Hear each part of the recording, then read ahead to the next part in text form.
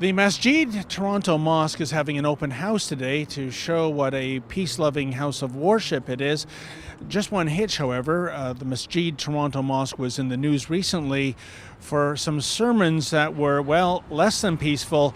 Namely, an imam had this to say, quote, "O Allah, give victory to Islam and raise the standing of the Muslims and humiliate the polytheism and polythesis, infidels and the atheists, and destroy anyone who killed Muslims. Count their number, slay them one by one, and spare not one of them. O Allah, purify Al-Aqsa Mosque from the filth of the Jews," end quote. Slaying infidels one by one, Jews being filthy, it doesn't sound very peaceful, but let's see what the people running the Masjid Mosque have to say. I'm with Waqas Shafiq. He is a voluntary spokesman with the Masjid Toronto Mosque. Is it fair to say that this might be a measure of damage control? The mosque was in the news recently regarding some sermons where, the imam was saying death to infidels, calling Jews filthy. Can you give us an explanation of what occurred there? So in terms of your earlier part of the question, this is, as I said, it's been planned for some period of time. It's a part of our kind of who we and what we are in terms of what we do here. So we have open doors, as I mentioned. We used to participate in Open Doors Toronto. So it's part and parcel of who and what we operate, how we operate. In terms of the second part, so I think a statement was issued, and unequivocally those don't stand for who we as an organization stand for. I think it's important that we host open doors, show people who we are. Are you saying that some of the rhetoric in that sermon that's not typical of what occurs here at the mosque? I think it's already been mentioned that we don't stand for those values, and what we do is we want to show an integrated and modern Islam, and that is part and parcel of who we are in Canada. And I think you can see the handmade signs of people who've posted support outside. That speaks to who and what we've been contributing to here in this neighborhood, in this city and country. Is Sharia law compatible with the Canadian Constitution, sir? Again, I can't speak to that specifics in terms of Sharia law or not. Well, I'm here with Jennifer, and Jennifer is a convert to Islam. Was it ever a concern to you that certainly in some Islamic republics around the world, women don't seem to have the same rights as men, the right to vote, the right to drive automobiles, the fact that they have to, be covered. Was that, as a woman, especially a woman growing up in a Western democracy, was that a concern for you at all? It's certainly something that we know. It's something that we understand is a problem.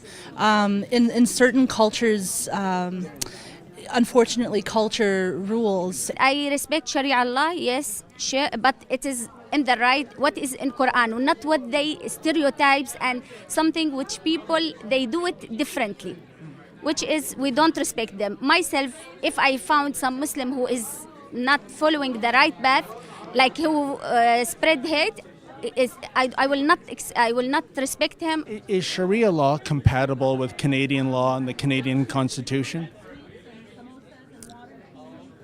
Yes. Sharia law, it has a lot of you pay taxes. In Sharia law, you pay taxes. Actually, the Sharia law is the constitution for humanity, which was put in the days of Prophet Muhammad, peace upon him. So that is the Sharia, that's the law, how people has to follow. And a lot of foreign countries, they follow similar to the law which was put in Sharia, but unfortunately in Arabic word, they do not really follow exactly what is written. If you follow exactly what is written in Quran, that will be the best ever thing happen to the humanity. My name is Sandra Solomon. I am ex-Muslim who lived in Saudi Arabia, society governed by 100% Sharia law. Unfortunately, Sharia law, it's not leaving me. I was surprised when I found that it has followed us here to Canada. There are 3 Canadian imams on the Canadian soil calling for my execution, stating that whoever openly leave Islam and openly criticizing Islam should be executed, should be put to death. What do you think is the ostensible policy reason for having this open house at this mosque today? I stand for like whatever I believe, and when I openly criticize Islam, this is another way of taqiyya and deceiving people and playing the victim card. That's what it is. Takia is the concept where you're allowed to lie to non-Muslims. لا يتخذ المؤمنين الكافرين أولياء من دون الله إلا أن تتقوا منهم تقى. This is Quran. Do not take the infidels ally without Allah unless you're doing taqiyya. For the most part, the open house here at the mosque was a friendly affair. Quite a difference from a few weeks ago when the mosque was a target for protesters who were denouncing Islam. Now, what's interesting is almost immediately after that protest, senior elected officials denounced that protest on Twitter. Premier Kathleen Wynne tweeted, "There is no place for Islamophobia in Ontario. Thankful for those who stand with the Islamic community against hate." And not to be outdone, Mayor John Tory tweeted, "Islamophobia has no place in our city. I've visited Masjid Toronto many times and denounce all acts of hatred towards our Muslim citizens." And yet, when it became public that there were sermons here in which imams were saying death to infidels and describing Jews as filthy, well, the silence was deafening from those elected officials in terms of denouncing anything. After all, that might be considered Islamophobia. For the Rebel.media, I'm David the Menzoid Menzies.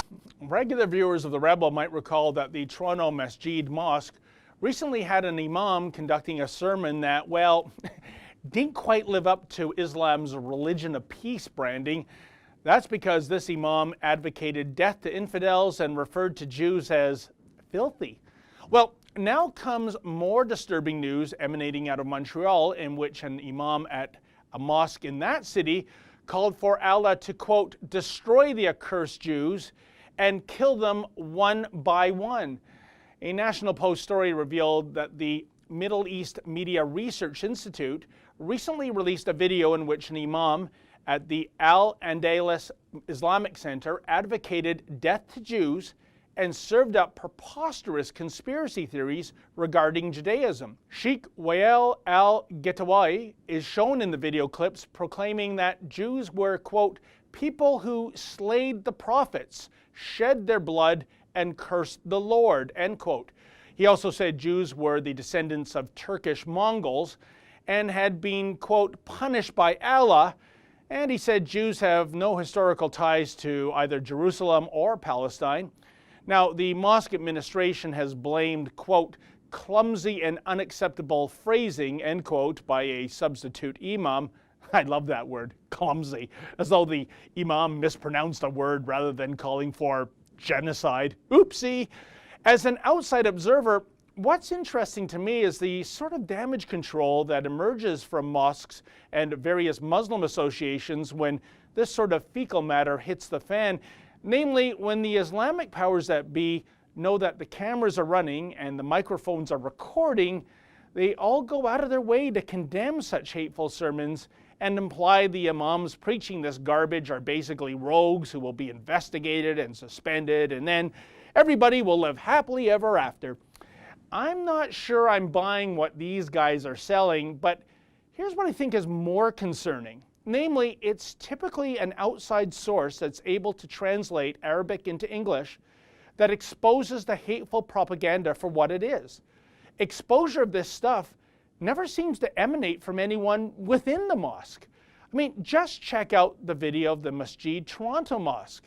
As you can see, the imam is preaching death to infidels and calling Jews filthy, but nobody in the congregation is raising an eyebrow. In fact, they seem to be repeating the imam's hateful propaganda word for word.